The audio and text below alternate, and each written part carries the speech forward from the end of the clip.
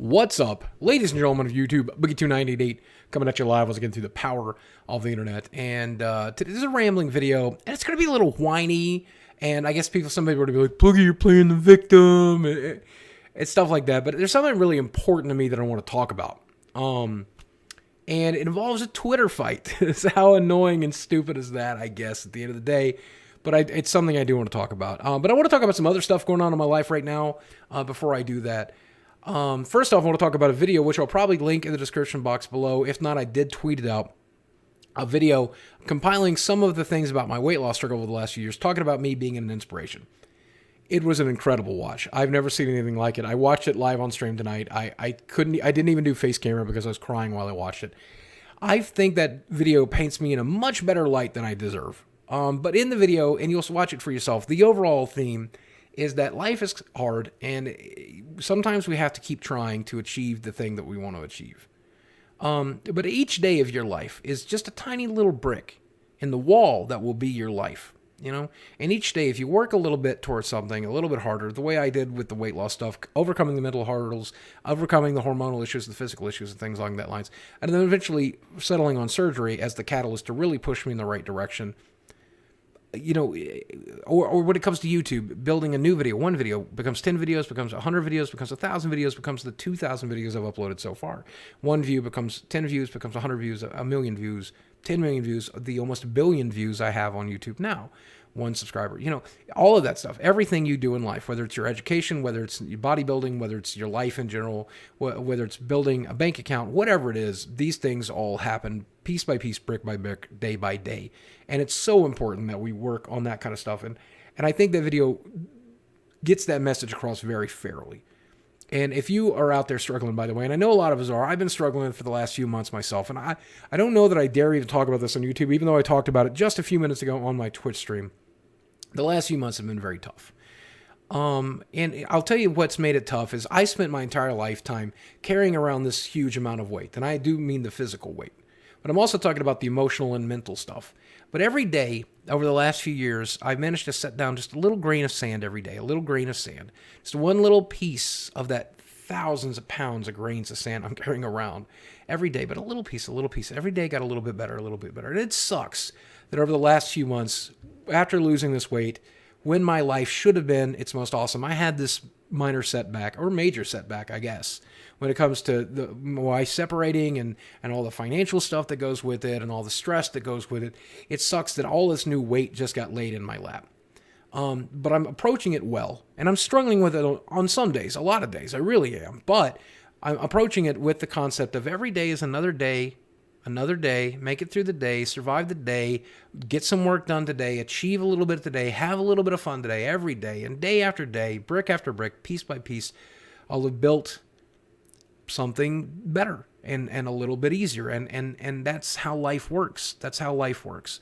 And I hope that message gets that across succinctly, because I think it's my overarching message here on YouTube.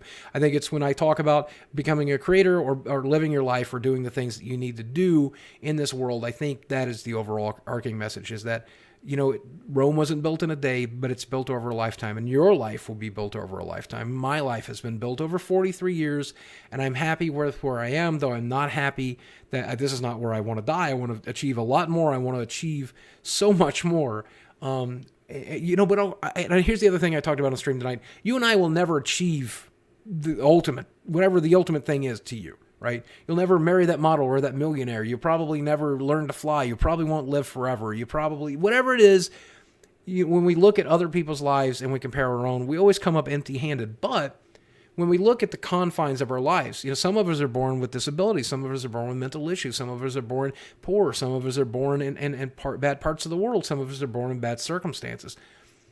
When we work on that stuff, when we fight on that stuff, we can only ever achieve so much in this life. And maybe it won't compare to somebody else's dramatically incredible life, but what it will compare to is improvement in your own life. And if you look at it that way, if you look at, you know, I'm doing the best I could be doing given everything that's going on, that's a great way to look at the world. And you'll find happiness that way. That way lies happiness. Comparing it to other people's lives lies madness. So today I made a Francis video. and this is the thing I want to talk about, making fun of the whole Trump dealing with video games things. And it doesn't matter to me. It never really matters to me. If you're pro-Trump, if you're anti-Trump, if you are if you're Republican or Democrat, you personally know me that I lean moderate fair left. I'm a fiscal conservative, but I love social programs, and I'm a social liberal. I think everyone should just be allowed to live their lives and do their things. And when you harm other people from living their lives, that sucks bad. So that's pretty much where my politics lies. And I don't really consider that to be libertarian or Republican. I don't put any labels on it. That's just how I personally feel about stuff. And I tend to vote for people who tend to feel about that stuff the same way I do. But I don't really care about politics. Politics to me is such a secondary thing. Now, it's not to a lot of people when it impacts their daily lives. And when it impacts my daily life, you bet it certainly isn't. So I woke up to a message today saying that Donald Trump was meeting with some executives from the gaming industry. And I just thought, man, does this guy have to get involved in everything? Does it have to be everything? Is there parts of... And that's what I immediately realized, that's a Francis train of thought. That's a Francis train of thought. That's what my character's for. So I immediately start scripting it. And as I'm scripting, I even tweet out something like, oh my God, are you joking me? This guy is even going to touch video games. I thought this one grain of truth. And I kind of mean it, but I also don't kind of mean it because the problem's so much bigger than that. And I set that tweet out and didn't think about it. And I'm just eating my breakfast and I'm going through my day thinking about how I'm going to write this, how I'm going to make it. And the next thing I know, my Twitter is on fire.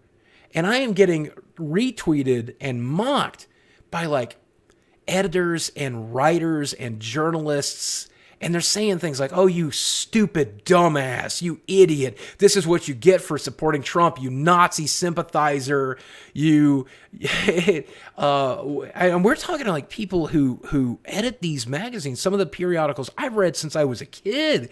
We're talking about authors who I read, who I quote in my gaming vlogs, and they're attacking me for this silly throwaway tweet. And a lot of them are like assuming that I'm like some sort of right-wing conspiracy nut or that I'm a Nazi sympathizer and all this like crazy stuff. So I began to defend myself on Twitter today, which turns out not to be a great thing to do because the more you defend yourself, the more you get stuck into it. It's like quicksand. It really is. Every time I would defend myself, I would get in more trouble and more trouble and more trouble. And maybe Michael Buckley once said, you have to let people be wrong about you sometimes. It's very hard for me to do, especially when they think I'm like a Nazi sympathizer, white supremacist. It's so hard. It's so hard because it's so different from who I am, who my actions have proven me to be, especially in my personal life. You know, here on YouTube, I come across as fairly moderate. I know that.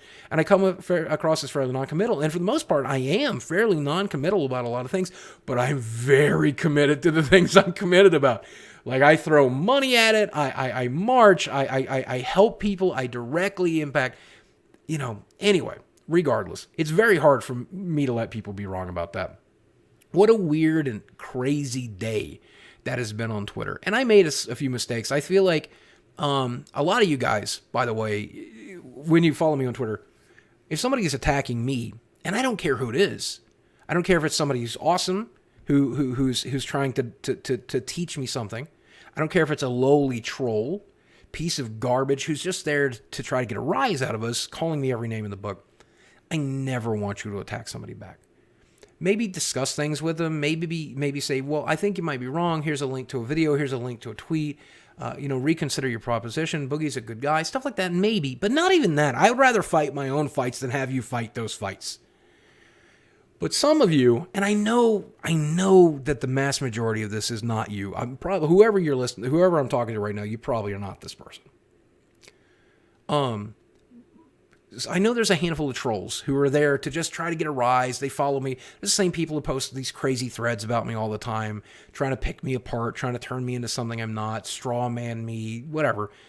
There's plenty of those guys out there, and I know those are some of the people, but I think some of you, though I think it's a very few of you think you're defending me and doing me a favor. But when you say something transphobic, when you say something homophobic, when you attack somebody's race or their sexuality or their personal things, or you attack anybody at all, it doesn't matter what you're calling them, you're calling them white or black or gay or straight or short or tall, when you attack somebody, don't do it for me. Never do it for me. I'd rather fight my own battles. But more importantly, I don't ever think it's right to attack somebody who's attacking you.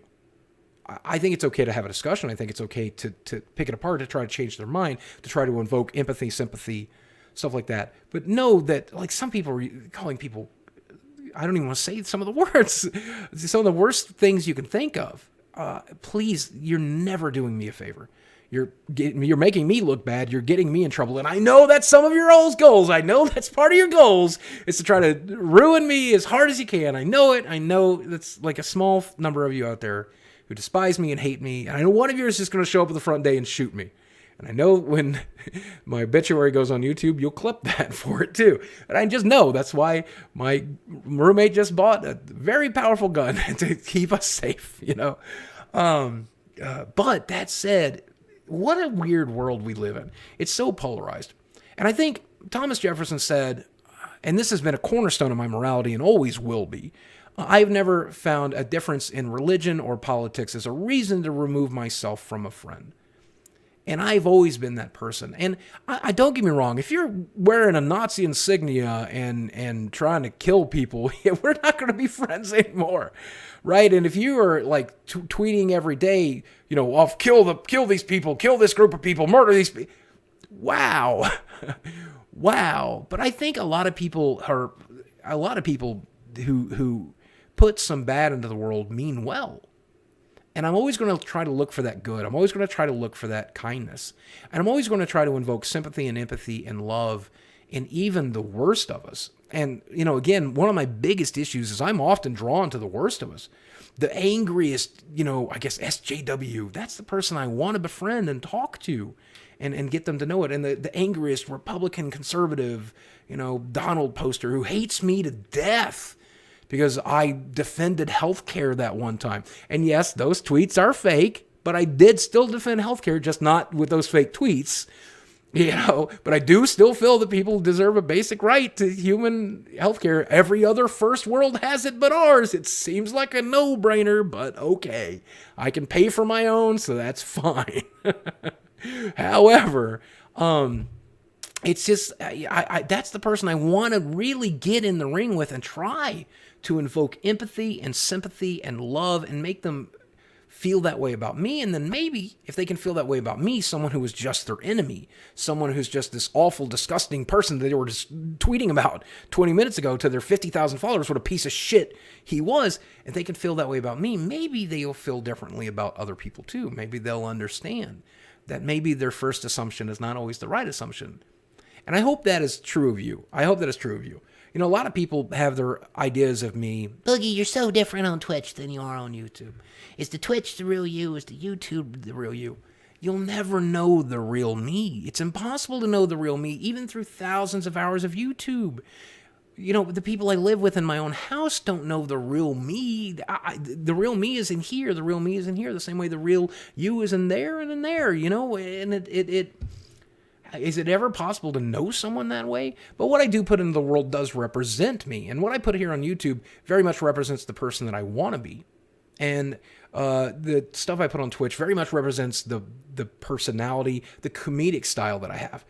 When I go on Twitch, I consider it like walking up on stage and just putting on a 2-hour show and just being stupid and ludicrous and self-deprecating and offensive and silly and goofy and doing whatever it takes to make people forget about their day and forget about the world and make them laugh for a little while. And when you come to watch these videos and when you come to watch those Twitch streams, I don't care if you are the most angry person on the planet and you've been hurt and you love to hurt other people back. I want you to take a few minutes out of your day to feel a little bit of empathy and a little bit of sympathy and a little bit of love and a little bit of kindness. And I'll always put humanity so far above politics. And people say, well, Boogie, you're just doing that for your brand. You're just doing that for marketing. It's a stupid marketing plan because then you get hated on by two groups. Doesn't it make more sense to pick a group and then just only get hated by the other group? And, you know, doesn't that make the most sense? It never makes sense to upset two giant groups of people. That's lunacy. What kind of idiot would do that? Someone who is integral about who and what they are and who and what they feel, and somebody who will stick to the morality and won't sell out and pick a side. All these years later, I'm going to put people first, individuals first, humans first, not labels, not ideology, not political correctness, not anything else. The person, you. watching this right now, sitting in that chair, you are a person. You're not just a number of the 100,000 people that will watch this video. You're not just a number of the 4.5 million people who subscribe to this. You're not just a block of texts on Twitter. You're a person, and you'll probably feel differently about things 5 years from now as you do today, as you feel differently about them today than you did 5 years ago. And even if we agree, we can agree to disagree. And that never goes for the people who are attacking other people in my name. It never goes for the people who are hurting other people. It'll never, there's a big difference between politics and action. And when you take those kinds of actions, that I will condemn. I'll try to never condemn you, but I'll try to condemn, the action every time. But I guess people, I don't know why this stuff is so complicated. And I don't know why people are so frustrated and angry. And I also do get it. Because I'm pretty pissed off of a lot of the things happening in the world right now. And I don't really talk about them much because I save it for my personal life. Because at the end of the day, I don't feel like I can impact it here. Making this silly Francis video gets the message out. It's my bailiwick. It's my audience, the thing my audience cares about. It's my opportunity to shine. This is my opportunity to throw a rock. And I took it.